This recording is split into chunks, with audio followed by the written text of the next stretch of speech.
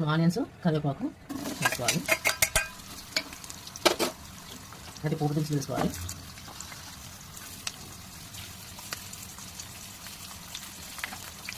కొంచెం సాల్ట్ వేసుకోవాలి.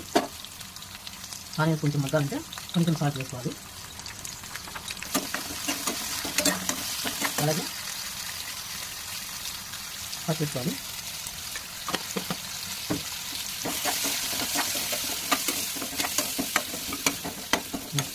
ఇలా కలిపేసుకుంటూ ఉండాలి. ఇప్పుడు ఇది బాగుంటుంది. బాగా కలిపినా కదా 2 minutes మూత పెట్టాలి. మూత పెట్టమని చెప్పేసి మూత పెట్టి ఎట్లా ఉండదు, అప్పుడప్పుడు కలిపితే చూసుకుంటూ ఉండాలి. ఓకేనా? ఇప్పుడు ఇట్లా చూసుకుంటే మెత్తది కదా, అది మగ్గినట్టు. ఇప్పుడు మనము ఇట్లా ఇప్పుడు చూపిస్తాను. కొబ్బరి పొడి అయినా వేసుకోవచ్చు, పల్లి పొడి అయినా వేసుకోవచ్చు.